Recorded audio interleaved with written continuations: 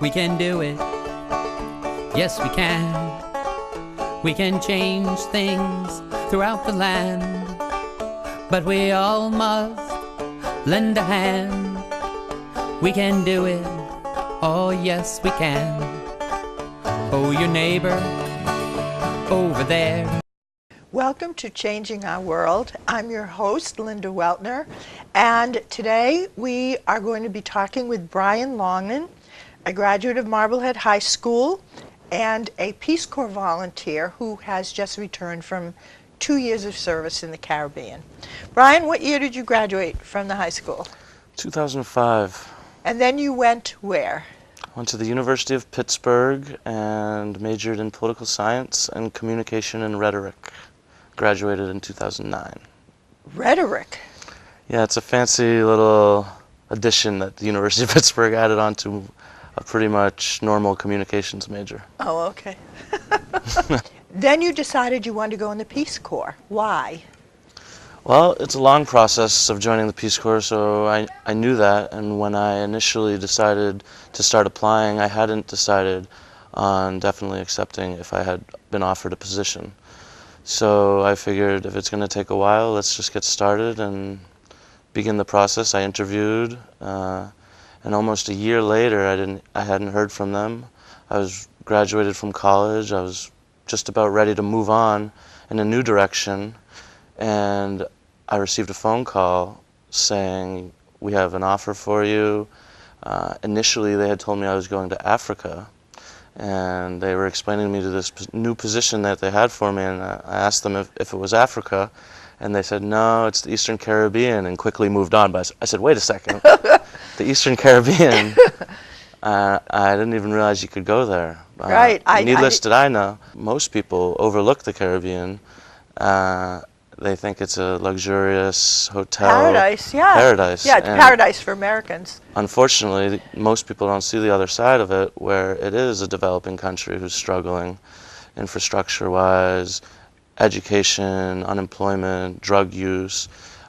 It's just as hard there as it is in Africa. So I was very fortunate to have been put there. Where? I was on the island of Dominique, in the West Indies, Eastern Caribbean, in between the French islands of Guadeloupe and Martinique. Okay, now I want to ask you, what do you think they were looking for in a Peace Corps volunteer when they interviewed you? I believe they're looking for at least a bachelor's degree. I think that you can without, but they're looking for community service, volunteer work, public service work. And you had been a big brother with Judith Black? I was a big brother in high school with Judith Black. I had done a lot of volunteer work with political campaigns. Oh, that's right. I had an internship in Pittsburgh for a city council member. And I worked for State Senator Marion Walsh in Massachusetts State Capitol. So I think primarily that's what they saw when they assigned me to helping nonprofit organizations and NGOs, building capacity and management skills, and incorporating a little bit of computer skills. So what training did you get? I mean, you didn't need to learn a new language, did you? Well, they do speak a Creole, a patois, which is a mix of Western African and French. They do a little bit of training for that, but they also speak English, so you do have a month less of training in the Eastern Caribbean than you would in a country where you really have to have an intensive course with another language. So how did they prepare you? They have a variety. It's a very in-depth training. It's a 9-week training, and a variety of different topics from cross-cultural to working in schools, because you're assigned to a school, and many of us have no teaching experience, to this, what they call a PACA, participatory analysis of community engagement, or I may have messed it up a little bit, but getting involved with your community, outreaching, doing needs assessments, and then you're assigned a specific sector within the Peace Corps. So many were youth developers, some are small business developers, and I was an NGO institutional developer. So within your training, you're broken down, and I received NGO development training, whereas other volunteers received youth development training. But in reality, every Peace Corps is working with youth and developing them in school and after school.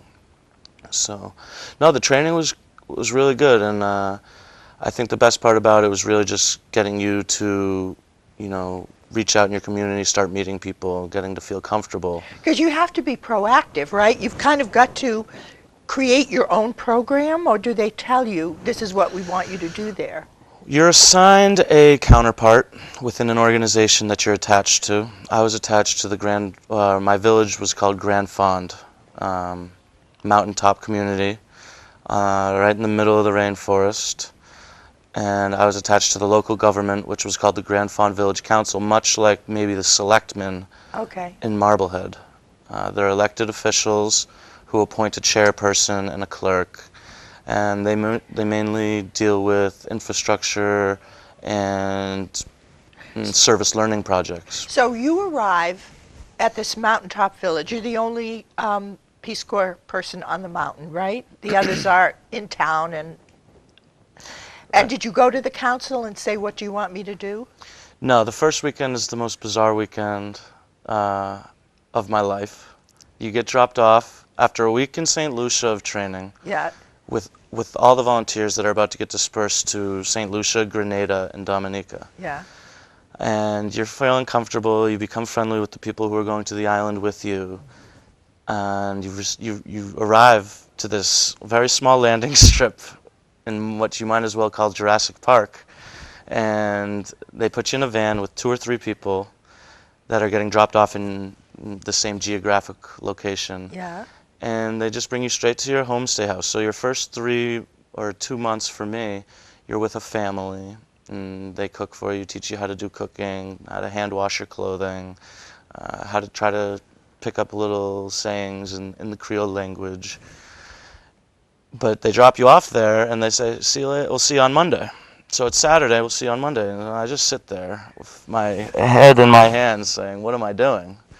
And I just have to kind of was your family waiting for you, or did you have to locate them? Yeah, so I had an older lady and her granddaughter who was 26 years old, so my age girl and an older lady and her husband, who actually passed away relatively close to when I had moved out. So he was sick, unfortunately, while I was there. Did you have your own bedroom? I had my own bedroom. That's a requirement. Did they have plumbing? Yes, they had plumbing. In the Eastern Caribbean, most Peace Corps volunteers will have running water and electricity.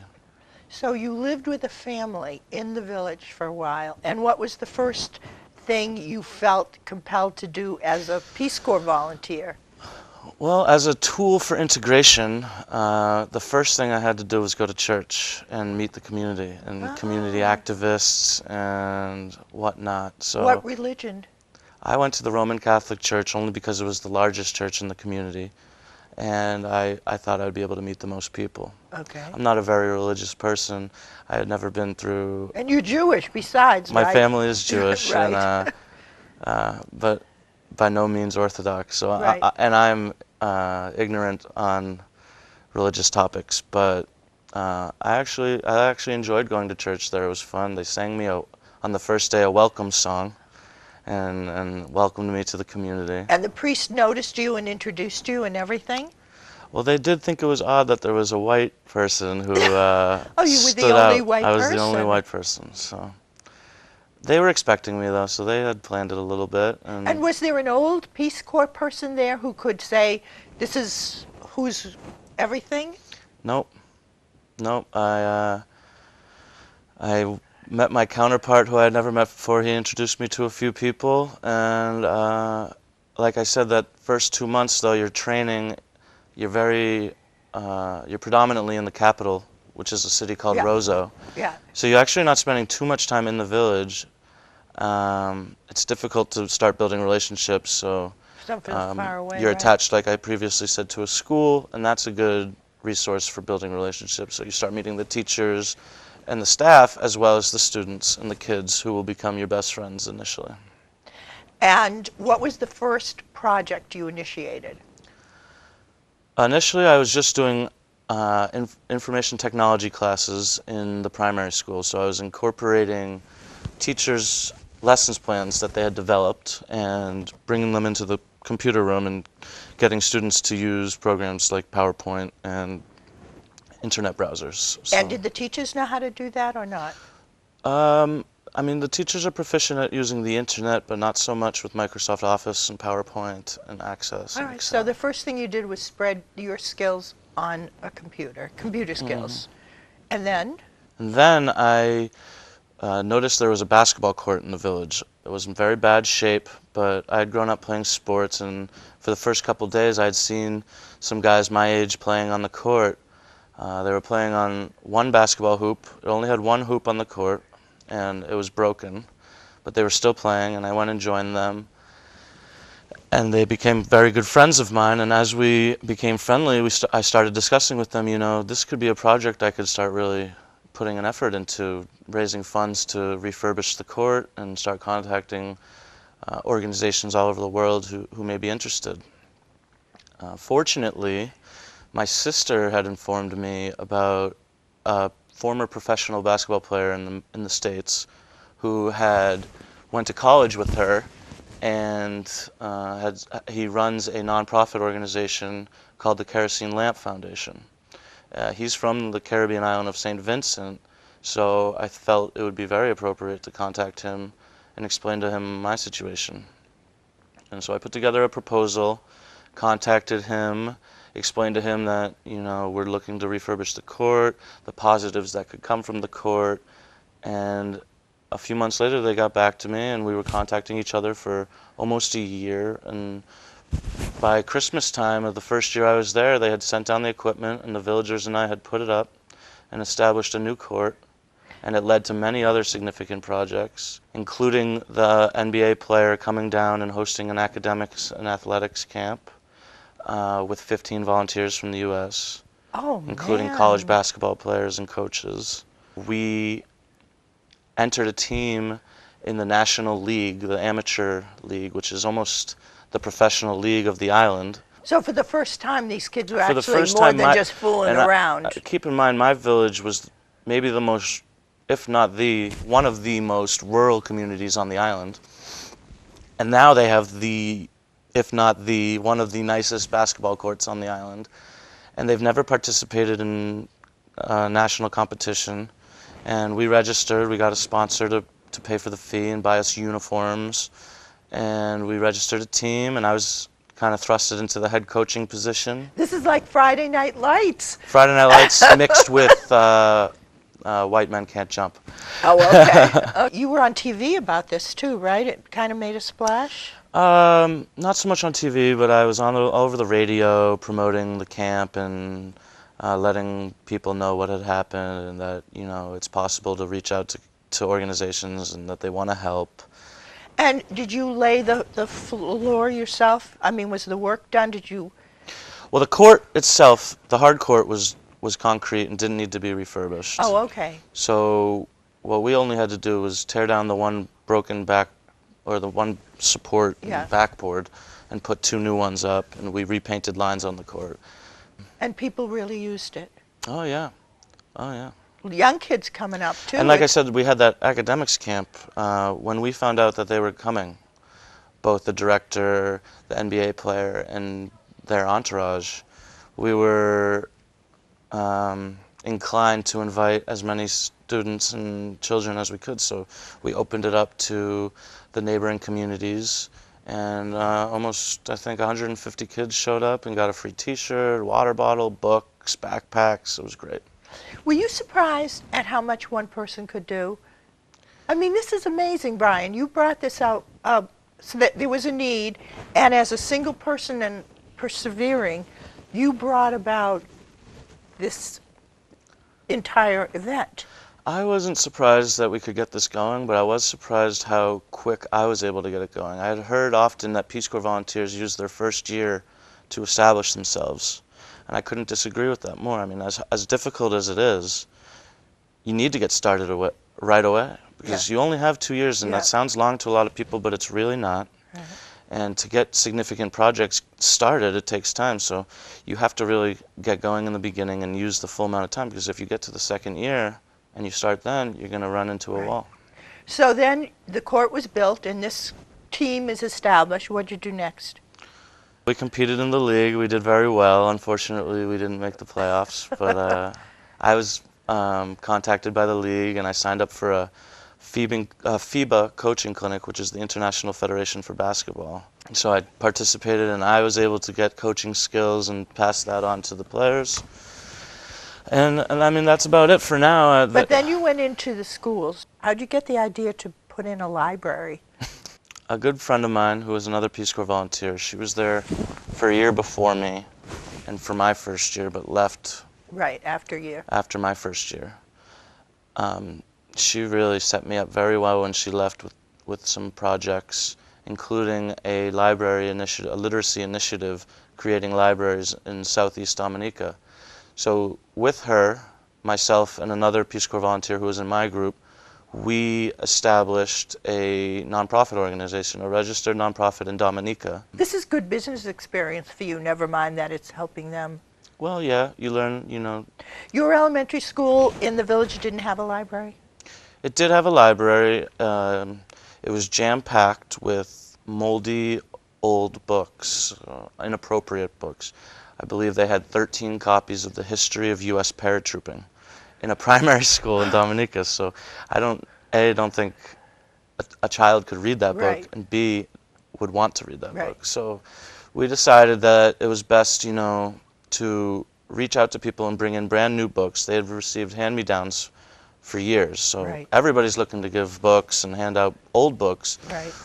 which is nice, but we're looking to provide these schools with brand new books, shining, beautiful books that interest the children, that excite the children. Because they don't grow around in a reading atmosphere, so therefore the books themselves have to like summon in case And like, this is come one of look the at me. this is one of the best parts, because what we find was many adults, especially in rural Dominica, can't read. And when we have children when we establish a borrowing library, we have children bring these books back to their homes, and their parents read them too with them. Oh. But that's where everything originates from, is the fact that the parents don't give some of the children as much attention as they should, or can't give them the attention with their studies that they should.